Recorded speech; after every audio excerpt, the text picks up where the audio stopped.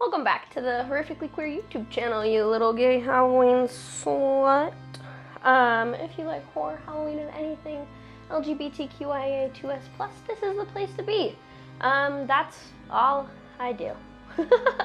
Anyways, thanks for coming back to watch this video. If you enjoy the video, please remember to like, subscribe, share it with your friends, leave a comment, tell me how cool my shirt is. Tell me how cool this mirror is. It is a mirror. I know it looks not like a mirror, but it is in fact a mirror that I painted, and then we have cobwebs over. Anyways, today I figured I would do something light and easy, I guess light and easy, and just kind of talk about my coming out story. And my puppy is currently sniffing my foot. She's crazy. She's doing pretty good. We've had her for about a month. I think she's about 6 months old almost. She can almost go the whole night without having to pee, which is honestly amazing because it's nice to be able to sleep the whole night. Anyways, my coming out story. Okay, set the scene for you. I am a freshman in college. This is like my first time living alone. I grew up super LDS, went to church every Sunday, was the goody-goody Mormon girl in school, like all of high school. That's essentially how most of people in high school knew me. And then came to college, was that way my whole freshman year, like made it to church every single Sunday type of a thing. And then I started seeing this guy, like we'd gone on like a date, and then we had promised that we'd like talk to each other over the summer, and then he went to go be a sales bro, okay? So that's who I'm talking to. It is summertime. I have gone home for the semester and I'm living at my parents' house. And so this is the funny part about this story is that I cannot tell you what in me triggered my brain to be like, Ginger, you're kind of gay. But at some point in time during that summer, I was like, I wonder if I like women. But then I did all the things. I did the Heartstoppers Nick Googling Am I Gay quiz on BuzzFeed. I did all of the Am I Gay quizzes on BuzzFeed, on Snapchat. I scrolled through TikTok for hours, and all of them were like, do you want to have sex with boys? Do you want to have sex with girls? And I was like, I don't know if I want to have sex, period. And then so it was like very confusing because there was not to the point where I could name what asexuality was. Sorry, my puppy's being crazy. And I mean, like, I spent that entire summer just being like very confused about everything type of a thing and trying to figure out how I felt about anything because everything on the internet was like, well, do you want to have sex with everyone? And I was like, no, I do not. And then I eventually was like, okay, I think I'm at least queer, bisexual, could be asexual, probably asexual. I don't know how to define asexuality. There are no good definitions for that except for don't want to have sex. And I don't know if it's a physical thing because of my Mormon upbringing or if it's, actually my sexuality type of thing. So I was very much, and I'm confident with that. And it's really interesting as someone who identifies as asexual, like sometimes I do have to ask myself, like, when I have sex, am I no longer asexual? And if I want to have sex with people, is that being not asexual anymore?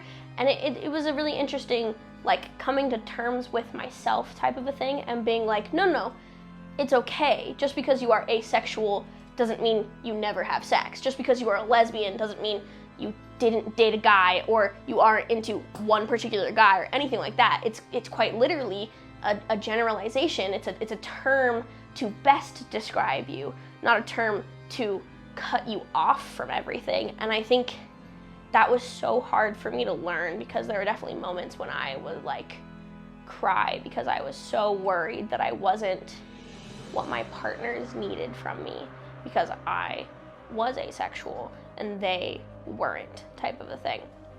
And it was so much of my journey was just remembering that labels aren't boxes and that even though a lot of people think that when you label yourself, you're putting yourself into a box. You're not doing that.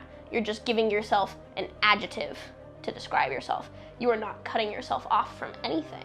There are plenty of people who identify in all sorts of ways, and then the people that they love may not always fit those identities, but it has nothing to do with them labeling themselves incorrectly. Anyways, I think that was probably the biggest thing that I learned.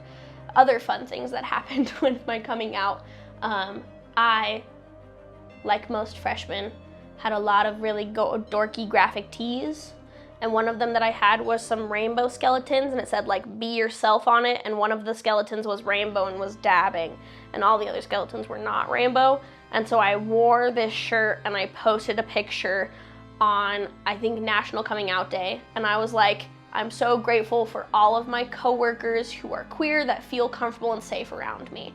And like subtly saying things like I'm queer, but not explicitly saying it, because I didn't know that I was ready to say that. I don't think I was at that point, because I hadn't told any of my family this, even a little bit, right? But then I got so many messages from people being like, wow, I'm so proud of you, like that's so awesome for you.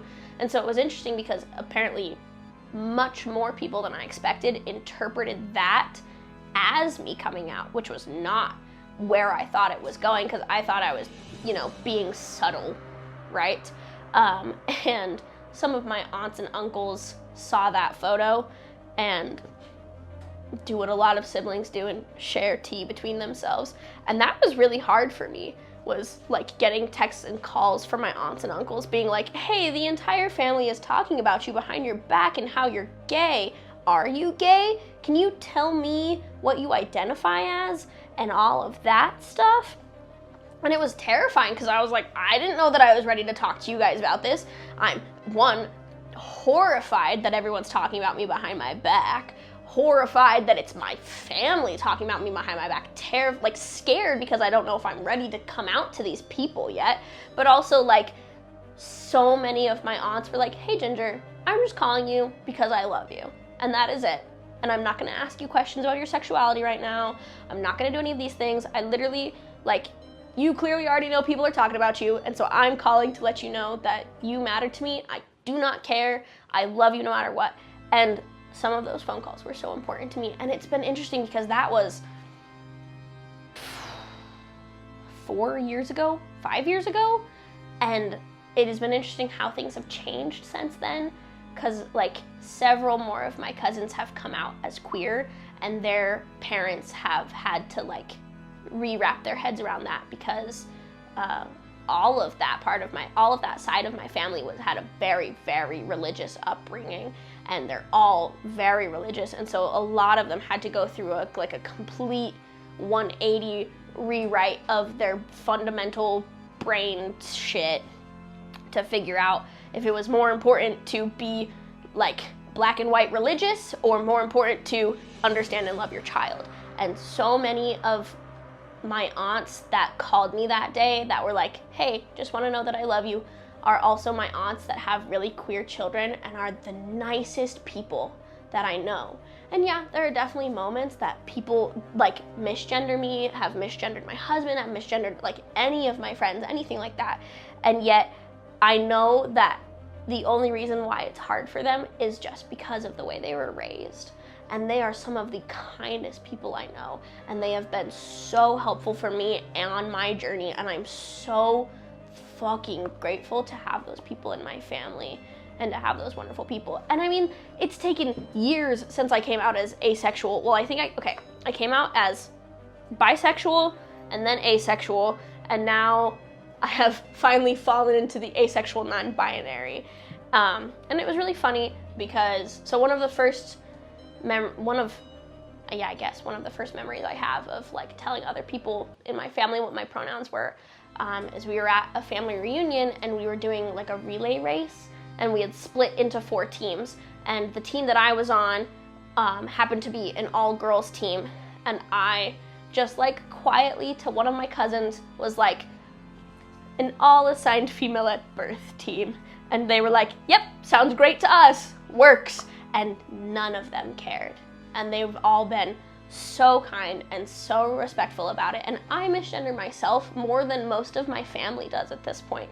Like, I refer to myself as she, her all the fucking time. And yet I have so many of my cousins that will never refer to me as anything other than gay. As anything other than they. And it just makes my heart happy. I just get all the tingly little butterflies. It's so nice. Yeah, it's been interesting remembering who I was before I knew this part of myself, because I feel like I don't know who that bitch was. We are not the same person, and I feel so real now, if that makes sense. Yeah, and now all I want to do is be a safe place for other people. I would love to be a small business that has actually good Pride merch, you know? And two of the things that I love the most in the world is silly gay shit and Halloween. Halloween is my favorite holiday. Like, I own the shirt because I think it's cool as fuck, and skeletons are cool as fuck. And this thing is so fucking cool, and I just want to, like, play make-believe all of the time, and that's what I feel like Halloween is. And so I made my business so I could be that, essentially, because those things make me happy, and I'm sure they make other people happy. I know there are plenty of people out there that would rather get little horror villain stickers for Christmas than anything Christmas related, and it makes me so happy to know that at least one person appreciates some of my stuff. I mean, it reminds me of that stupid ass starfish story where there's a dude on the beach chucking starfish into the water, and the guy walks up to him and says, "Why are you doing that?" And he's like, "Because they're gonna die." And the dude's like, "Yeah, but there's so many starfish, you can't help all of them." And he's like, "Yeah, but help that one, doing fine," you know? And sometimes remembering that also, like, reminds me why I'm doing what I'm doing and why I'm trying to do what I do. And I feel like me saying this sounds not humble at all, and I'm so sorry if it comes across that way, but like, it's so, I didn't know who to look to understand who I was, because I did not have the vocabulary, I did not have the friends, and it took so much of like gaining those friends to feel comfortable. And I just want to be able to help people feel comfortable no matter where they're at. And I want people to not feel ashamed because they like Halloween all year long, you know? Just silly, cheesy, goofy shit. I mean, literally, my stickers are taped right now because I'm working for a summer camp. But this sticker is from a horror TV show, and it's silly, and it says, "Don't talk to me until I've come twice." It's hilarious. This one says, "How about you fuck off?" Because sometimes political stickers are cool as fuck. And then I also have some silly little Pride logos, and this one says Halloween starts in June. Like, it's just been fun to doodle things that I think are cute and then have other people also like them. Anyways, I think I'm getting super away from myself. Way too big of a tangent. Yeah, that's how I don't know if I came out to pretty much anyone, except for posting something on Instagram and then just continuing to be really loud and really myself, and now all of my friends know, type of a thing. And now I am happily married in one of the most wonderful relationships I've ever been in, and had to, and I mean, that was a whole journey being in that relationship, and it's been wonderful, and I have loved it. And I cannot come out here and be like, "You need to come out," because that's obviously fucking horrible, and obviously my coming out to my family was not ideal, but I'm grateful that at least one person took it well. And I think that helps a lot, is if you are enough of a safe space that anyone around you knows that if they come out to you, they don't have to worry about that. And I think that is the most important part. Anyways, thank you for listening to this cheesy little video. If you liked it, like and subscribe, share it with your friends. If you think it was weird, tell me how it was weird, and you could leave in the comments how you came out to people, or if there were any conundrums that happened with that. Anyways, thank you for listening.